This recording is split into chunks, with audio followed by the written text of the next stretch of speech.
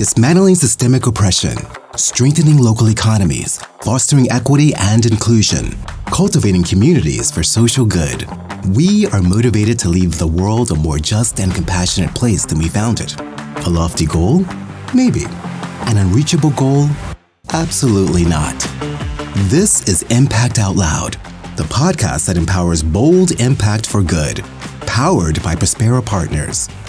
Your hosts, Vicki Pozzebon, Eileen Everett, and Ray Miller, aren't pulling any punches.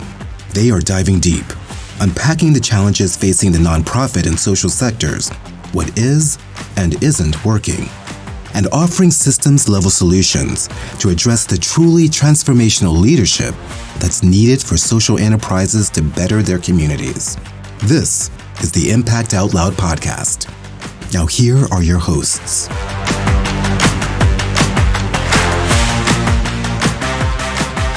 Hey everybody, welcome back to Impact Out Loud.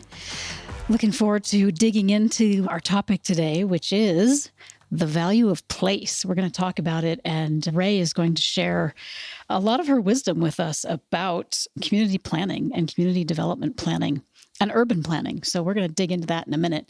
But we thought we'd start off a little different today and move our aha and what the fuck moment to the very top of the show to get it out of the way, because Eileen and I have both experienced.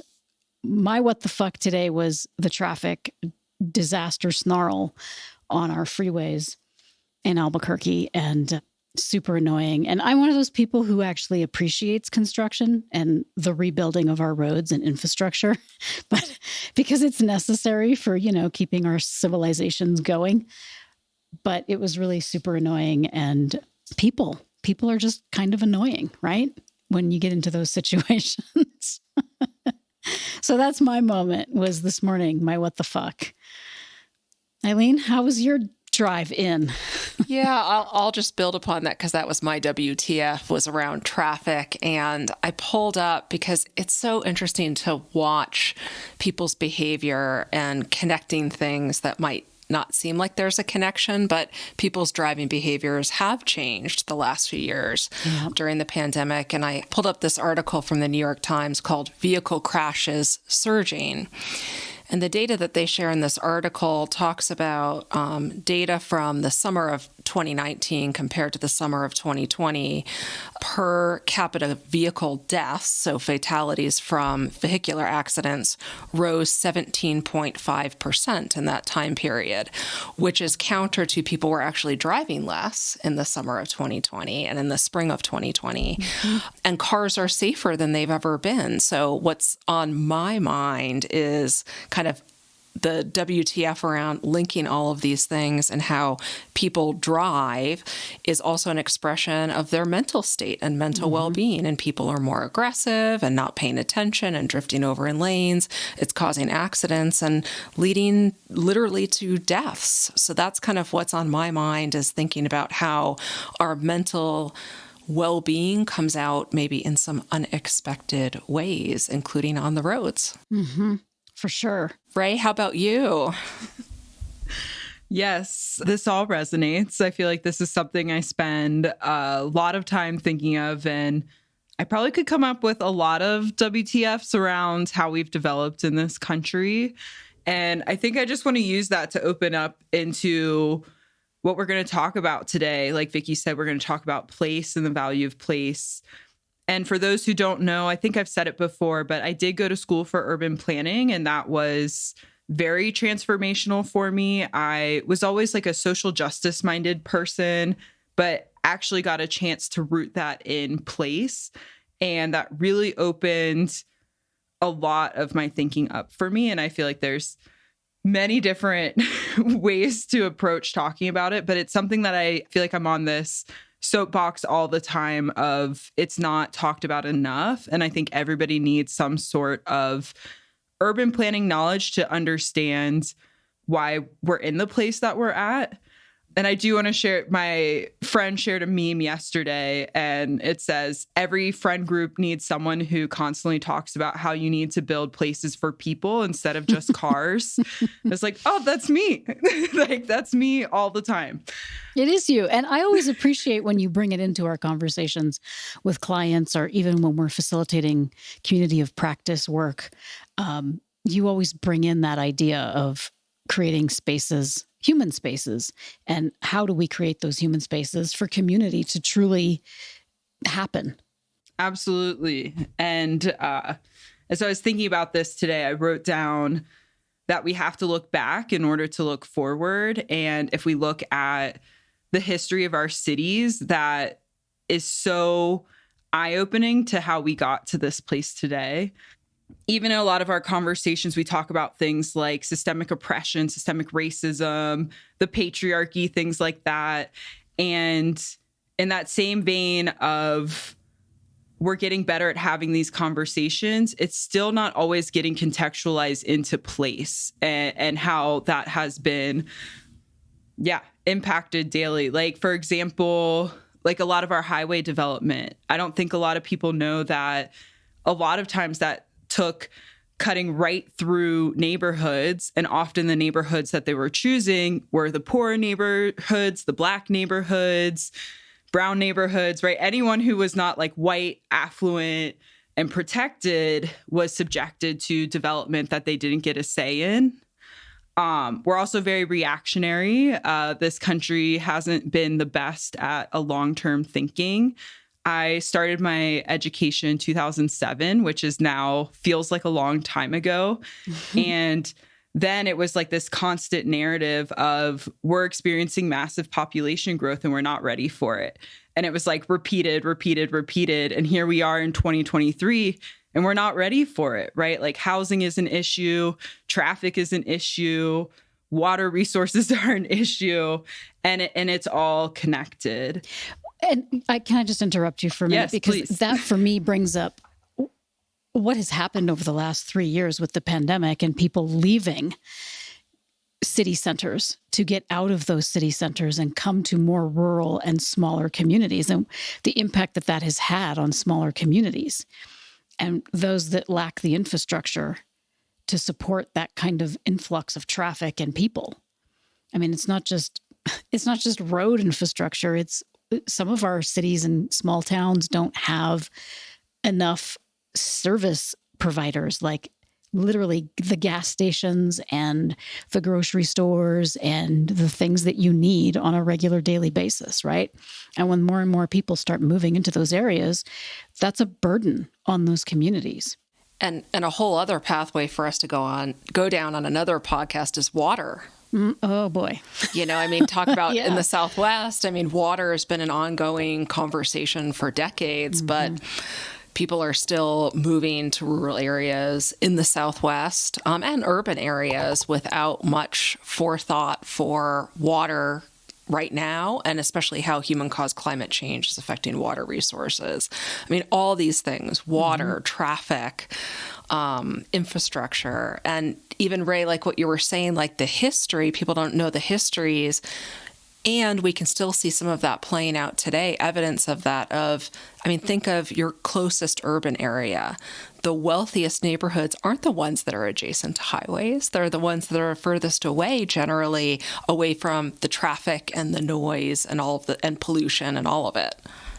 Absolutely. And I feel like we use multiple truths all the time. And I feel like there's so much multiple truths embedded. And I think that comes into like the complexity of thinking about urban planning. Like a lot of people don't know what it is, right? Especially when I was in school for undergrad, I'd be like, I'm in school for urban planning. And so many people were like, what is that? What is that?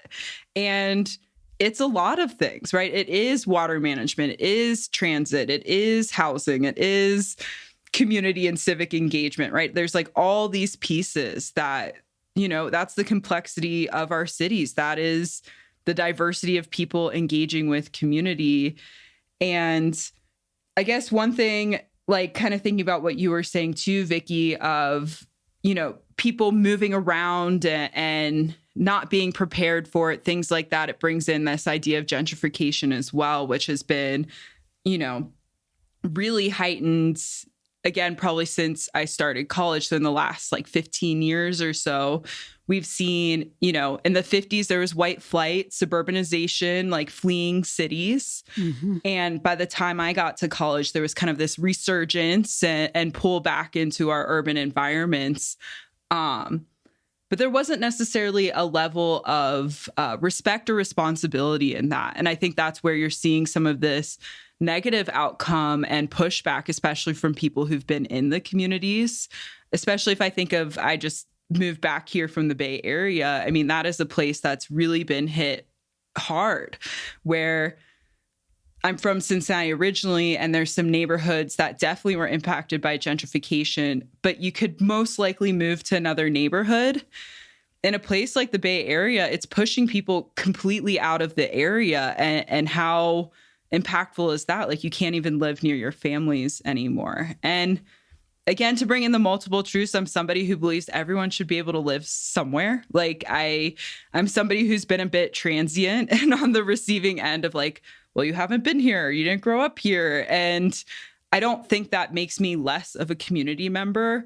If anything, I think that's heightened my own personal responsibility. And I think I mentioned this on one of the last podcasts. I don't show up to community expecting it to serve me, which it could. But I also come in knowing I have to get curious. I have to know my neighbors. I have to know the history of the place and maybe see where I can get involved and see what things are possible.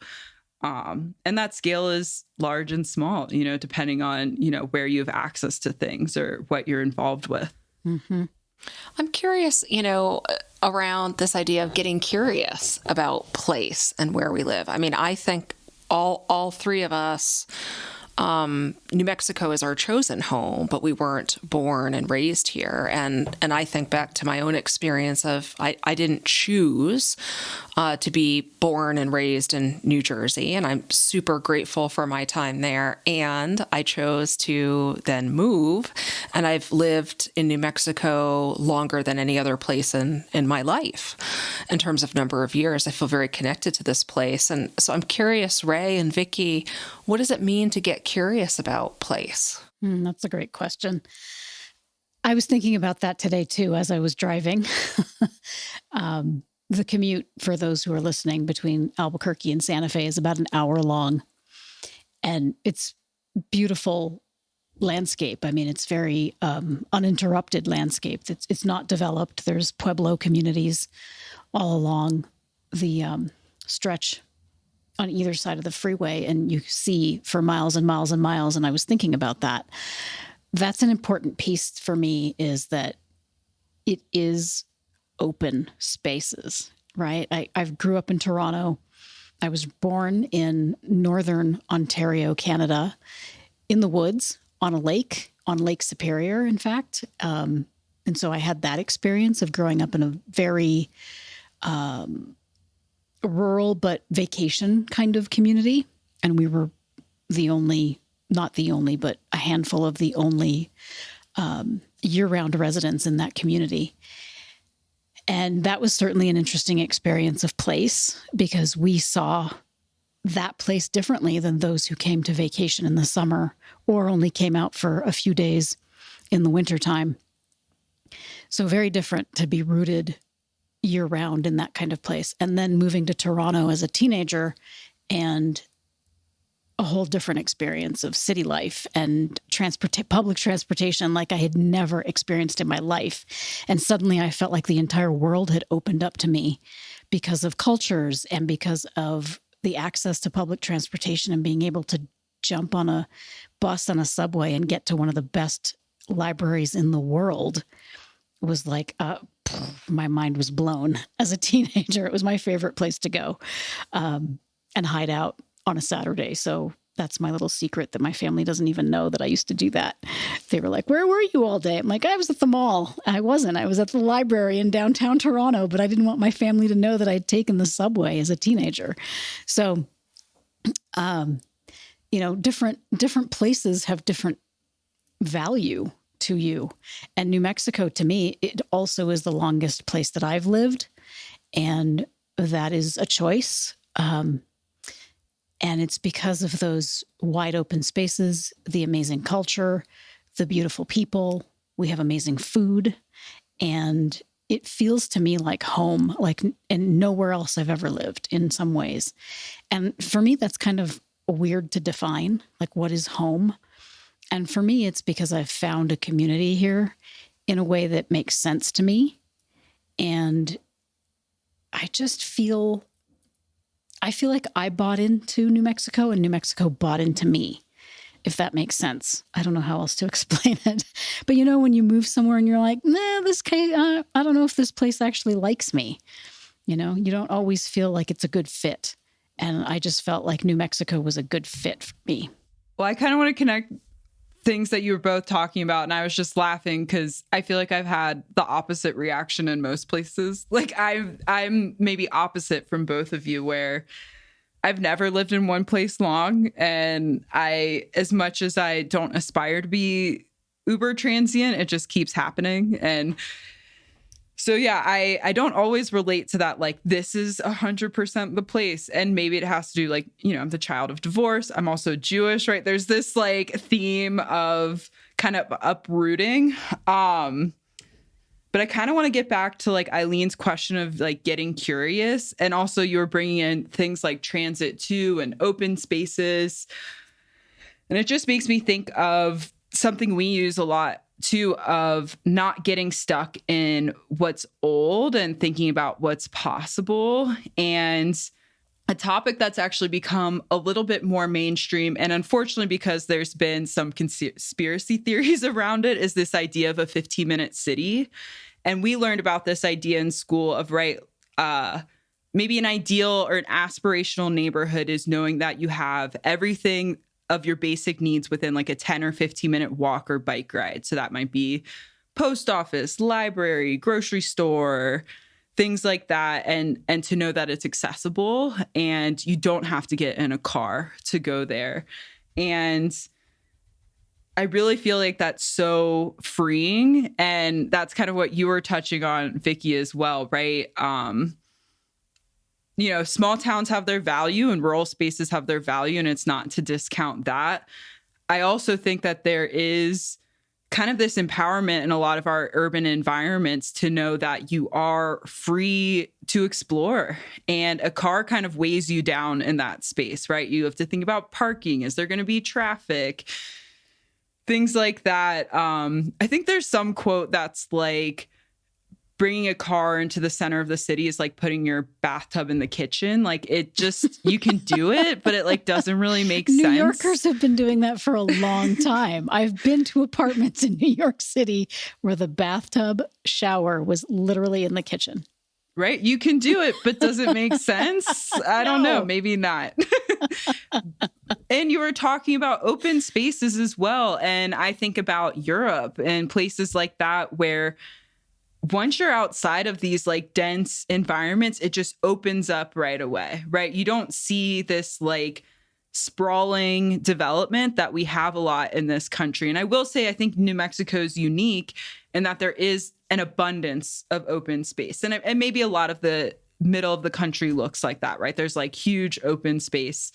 But again, if I look at like Ohio, Cincinnati, where I'm from, it's really hard to get away from development. Like you're going to go from the city into the suburbs to what they call the exurbs. And then and then you're all the way in Dayton. You're like, what? I'm like 50 minutes from Cincinnati and development hasn't stopped the entire way. And that connects back to what we were even talking about with like water conservation, being able to access things, right? Like, so it's all interconnected. And I don't think people always make that connection either. Like transit can mean preserving our open spaces, and transit can also mean affordable housing, which is like another thing that people don't think about. Because again, it's access. So right now our cities have become hyper inflated in the core because that is what is accessible. And so now those who can't afford to be in the city are further out with less access to transit and have to like take on that burden, where if there was more development, like there's development always at transportation stops. And then the last thing I'll say, and the like, trying to get creative about how we think about our future. And again, thinking about something like transit, it is, again, taking a complexity mindset, because something we know as like planners or people who look into transit is public transportation is not profitable. It's very hard to be profitable. It probably won't be profitable, and it's only getting more expensive. So the average citizen won't vote for transit because of that. But it kind of compounds into the thing that I was talking about. And what we know is this like larger impact. Like if we think about economic development, it's not just like bringing big businesses in. It's just making it so economies can thrive in different places. Like you want to be able, again, back to the 15-minute neighborhood. Every neighborhood, it would be great if you had a grocery store and a post office and like these basic needs, so you didn't have to get in the car and find the parking spot and sit in the traffic. So you're getting me all riled up, because this goes to my background in local economies. And there's a great book by my friend Stacy Mitchell called The Big Box Swindle. And it is all about how big box stores are designed to divide us. And they are designed to extract resources out of communities. They were primarily built in suburbs and rural communities in order to extract, quote, provide a service to those communities. But what they're doing is extracting in those communities. And it created a divide in community, in human scale community, because people no longer went to their post office or their corner store or whatever it is that was in their small downtown Main Street to do their daily thing. There's this great chapter in the book that I will never forget. I read the book a long time ago, but it's about how the post office, the corner store, the place where you go buy your newspaper and your cup of coffee was where you ran into people in your community and where you got the local town talk. Right. And you found out about what was going on, and it was where you ran into people and you knew people. And now those folks no longer have that available to them because of an extractive economy. Those businesses shut down because they were unable to compete as a local mom and pop store. And now those folks have to go to a big box store, which provides all of those services in one place. And who are you running into? Not your neighbors. And if you're running into your neighbors, you're not hanging out, right? So it's a very extractive business model. And that is what we've been dealing with for the past 25, 30 years with the development of those types of big box stores in our communities. And comes back to the lack of long-term thinking, right? Because absolutely. Now those Walmarts are closing, right? Like, so now it's like a full circle. Closing, and now they are developing small, quote, neighborhood markets where they're now competing with small urban grocery stores. Right. Which is now putting those grocery stores out of business. So, and they have the resources to be able to figure all this out. Right. And could be a commentary on gentrification, because more like privileged white folks are in cities and they want to target more than they want like your corner store. And I see Eileen there, so I'm going to and I'm going to bring it back to the 15-minute city too, which is this both and, just thinking about transit. I'm someone who's been a huge advocate of access to public transportation. I used to ride the bus and we have a train that goes between Albuquerque and Santa Fe, and those were my modes of transportation for many years. And they were really great and accessible to use. A lot of people weren't using them at the time, and it was kind of like, why aren't more people using this? It's affordable, great. Most of the time, those things ran on time. I think there's also this piece, though, and I mean, how do we have access to transit and not lose the piece of the conversation of the lens that I want to bring it back to is thinking about open space in the outdoors. And I think there's been a lot of movements locally as well as nationally around how do we have access to transit to bring people to open space. And I think it should be the opposite, which is how do we bring open space to people? Amen. Rather than provide a bus that brings people somewhere. I mean, we're really fortunate in New Mexico. Albuquerque has some incredible open space. We have more open space per capita in Albuquerque than most other cities. And it's not evenly distributed. So people who have less wealth, lower income neighborhoods do tend to have less open space than other areas. So how do we actually change that equation to have that 15-minute city of making sure that people have access to the things that really should be basic human rights? Access to clean air, access to clean water, open space, access to healthcare without having to depend upon public transportation. So it's like, how do we balance both of those things, ensure that we can move people from point A to point B in an efficient, affordable way, as well as how do we make sure that those things, like what you all were saying too, of how do we have the local bodegas that are supported that people can walk to as well. And I know we're getting close to time, so maybe I'll throw in my closing thought of knowing that so much comes back to how much our systems are purely driven by profit, and things like public space and community space aren't on the surface level profitable, so they're not incentivized in the mainstream way, right? Like sometimes a stadium is incentivized because they call it an economic development tool, and I have to question that, but that's a whole other tangent I could go on. But like, we need those spaces like you're talking about, Eileen. Like we need, I think Vicki was bringing up too, like you have to have those organic moments to just be a part of your community without that like full intentionality every single time. Like we did have more closeness, and I think we can get there again, but it's like we can't just put everything as like profit maximization, because we're diluting these things that I know connect to our humanness and what fills us up in spaces. I'm going to throw into that. My closing thought is really, we need more spaces for these conversations. Right? Because it's these conversations that all of a sudden it's like, oh, I never thought, Ray just said something, I never thought of that. Oh, Vicki just added a perspective. Wow, let me think about how that connects to what I was thinking about. We need more of these spaces for conversations. Yeah, and my closing thought is about the third space, which is often a coffee shop where people are outside of their home, outside of the workspace, and they can hang out and have these conversations. So what is that third space? And how do we have more of that kind of an opportunity for a third space? And I want to give a shout out to the bodega, because I did a great project in Newark, New Jersey many years ago, and there were 2 teenage boys who came to our community convening who dreamed of having a bodega where they could come and hang out and get a really good smoothie. That's all these 2 guys wanted. They were athletes, and they said, you know what? We just want to go and hang out at a bodega with a little cafe where we can get a smoothie and hang out with our buddies. And it was such a great visioning session because of their voices in that space. So shout out to the bodega for holding that down in some of our communities. All right. Well, thank you both. Thank you, Ray, for dropping some knowledge with us today.